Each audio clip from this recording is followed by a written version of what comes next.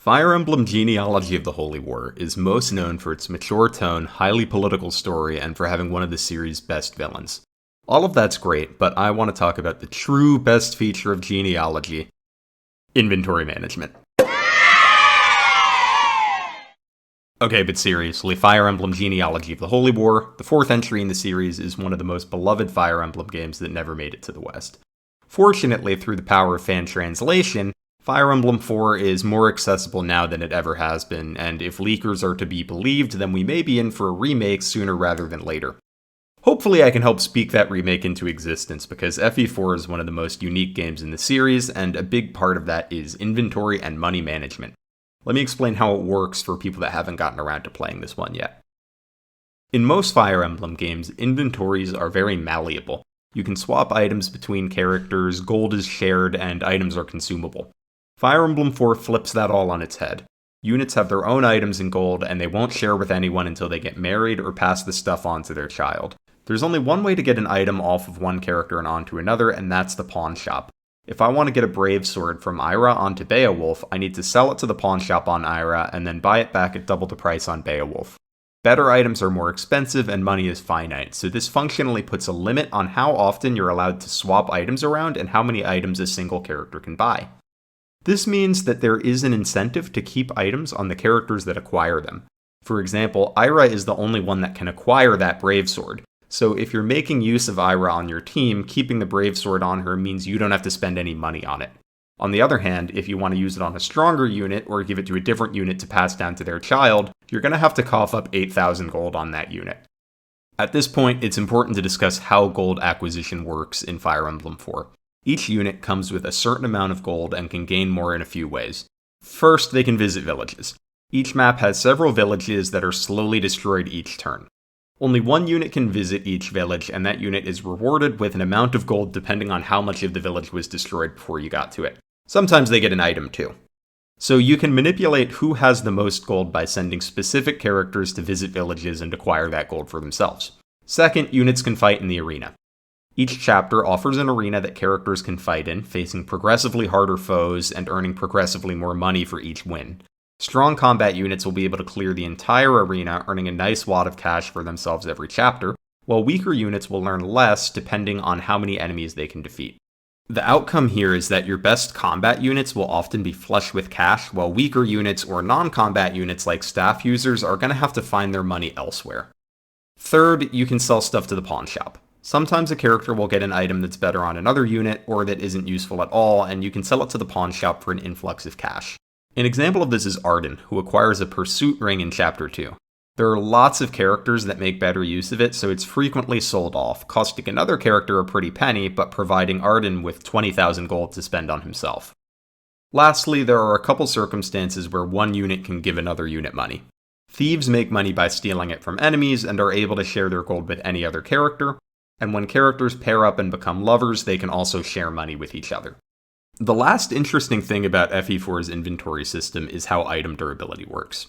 When an item runs out of uses, it becomes broken and must be repaired before it can be used again. Repair prices depend on the quality of the weapon or staff, so there is incentive not to go too hard with the expensive weapons if the unit who has it doesn't have a lot of money for repairs. This is usually most relevant for staff users who have expensive staves but can't make a lot of money in the arena. All of these restrictions on items and gold may sound like a pain, but they create a system that strongly rewards long-term planning and presents interesting consequential decisions every time you get a good item. For example, let's take a look at Arden's pursuit ring and the questions that it raises for players when they receive it. A pursuit ring gives the pursuit skill, a highly coveted skill that allows units to attack twice in combat. Some units have this skill by default, but some don't, and many of them want this ring to become strong combat units.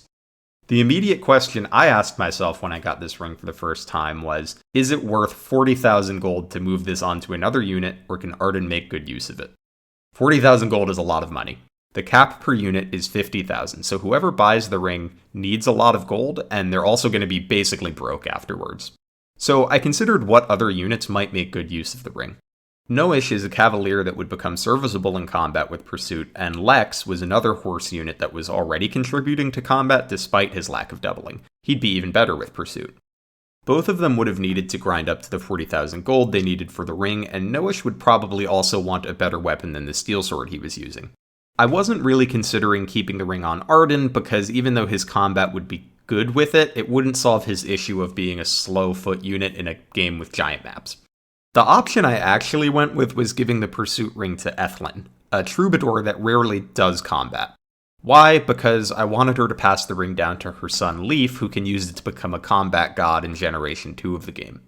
This decision legitimately took a lot of thought. In any other Fire Emblem game, this would be an easy snap decision.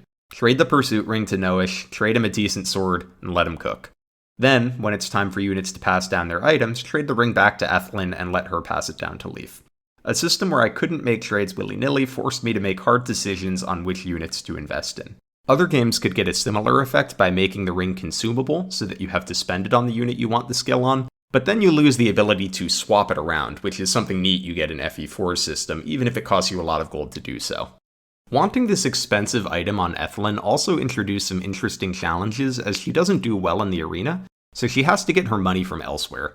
In my case, I had Ethlyn's husband Quan donate most of the money to Ethlyn, but this came with the consequence of Quan not being able to afford much for himself, so he had to make do with the steel lance he came with for most of my playthrough. What's interesting though is that there's a bunch of other ways that you could get Ethlyn this money, each with their own pros and cons.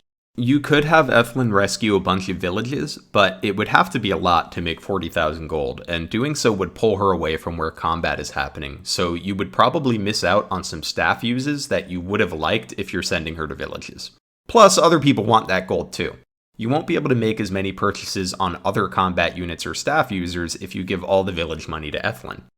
You could also try to give her some money from your thief, but getting that much money on a thief is no trivial task. Regardless of how you handle this issue, it's an interesting challenge that you just don't really have to deal with in any other Fire Emblem game.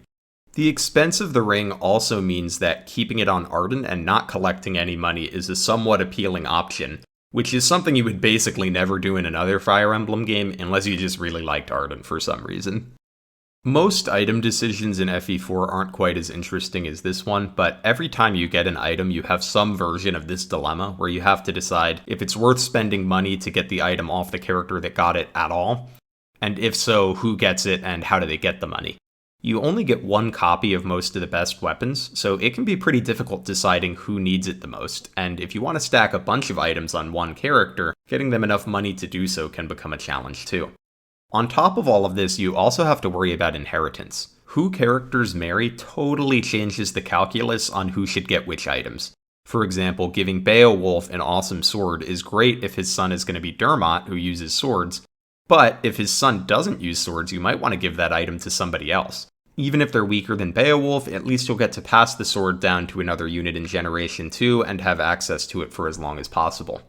Who gets what items and how often you swap items around has so much effect on what units are capable of, how you need to handle villages, and what unit pairings you want to make in Gen 1, that it changes your approach to each map and enables you to make combat gods out of weak units through enough favoritism. Good long-term planning also makes it really satisfying when you get to Gen 2, and your new units are loaded up with some of the most broken items in the game right off the bat. The item system also adds some character to the weapons themselves. When Seliph starts Generation 2 with Sigurd's sword, it doesn't just feel like a silver sword, it's his dad's silver sword, that no one else has ever used. It feels like a special family heirloom, even if mechanically it's just a silver sword. Now there is one flaw with Fire Emblem 4's item management system, which is that the first time players try the game, they will lack the critical information to fully engage with the inventory system. The first time you play, you don't know which characters produce which children or which parent each child inherits from. This legitimately detracts from the fun of planning out your inventory. You wouldn't really know that giving the pursuit ring to Ethlyn for her child is a good idea unless you either looked at a guide or have already played the game once. You're also a lot more likely to miss some of the interesting items in your first playthrough. Like, you might not even get Arden's pursuit ring on your first playthrough without a guide, since it involves moving him onto a specific space during Chapter 2. Every missed item is an interesting decision the player doesn't get to make, and this system really shines in replays where you know where the items are, you know how the pairings work, and you can really do all this planning in advance. The system still works in many respects on the first playthrough though, the decisions are just a little less complex and you probably won't make as many. On the first playthrough, you really only have to worry about who uses which item best and how to get the money onto them to buy the item. Interestingly, not planning out inheritances in Gen 1 does make for more decisions in Generation 2. If you meticulously plan out your inheritances in Generation 1, your Generation 2 units will come with stacked inventories to begin with. You'll still have to do some inventory management and item swapping, but for the most part, your units will come ready to go. On the other hand, if you don't plan out your inheritance, or if you fail to pair up units in Gen 1, then Gen 2 units will come with much weaker inventories that you'll have to shore up with new items that you acquired during Generation 2.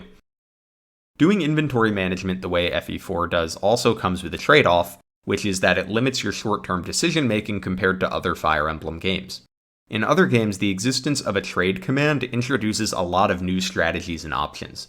You can swap weapons and staves between units to use them multiple times in a turn, or trade chain a weapon across a map to use it in 2 places. Even simple things like passing around vulneraries wouldn't be possible with FE4's inventory system. The effect of this trade-off is that FE4 emphasizes building strategies based on the parameters you set for yourself. For example, with Arden's Pursuit Ring, you have the option of making Gen 1 easier by giving it to a unit like Noish, or Gen 2 easier by giving it to a unit like Ethlin. Either way, this is going to affect the way that you play the rest of the Gen 1 maps because you'll either have one more good combat unit, or you won't. This makes for significantly different play experiences depending on what you decide to do with the items you get in each playthrough. In other Fire Emblem games, you make more, but smaller decisions about who should have which item at any given moment. The result is that item management during maps can become a very complex and interesting optimization problem. Though this often falls apart a little bit towards the end of Fire Emblem games where you're swimming in money and can afford to equip every member of your army with silver weapons or better. Neither approach is necessarily better than the other, but FE4's commitment to rewarding long-term planning and making you deal with the consequences of your decisions is part of what makes it unique. And if they do remake it, I really look forward to watching what a bunch of new players decide to do with that Pursuit Ring for the first time. Did I leave anything out about why FE4's item management system is awesome, or do you think it sucks? Either way, I'd love to hear from you in the comments, and if you liked the video and want to see more like it, consider hitting the like or subscribe button.